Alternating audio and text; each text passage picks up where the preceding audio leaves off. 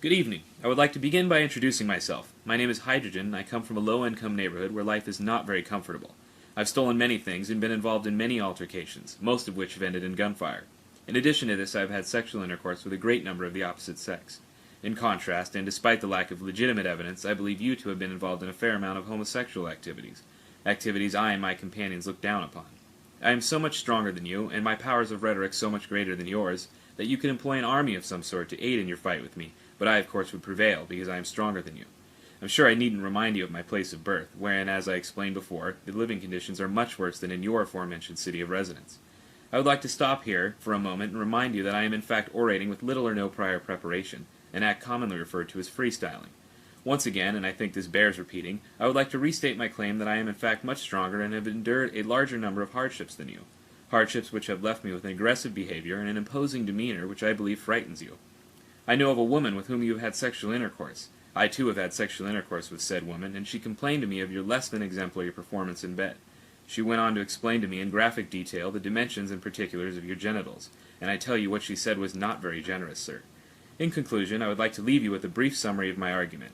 You, sir, are a weak, timid, and untrustworthy homosexual. The city in which you live is not nearly as difficult to live in, nor is it in such a high state of disrepair as mine. I am the superior monologist in this debate, and any claim to the contrary will result in physical violence and perhaps even death.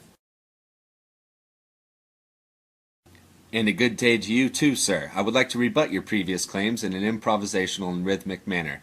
I was given the name Boost by my peers. The alleged facts you've uncovered in regards to me are unfounded and without merit. My birthplace is not only vastly inferior to yours, but my neighbors are also much more resilient.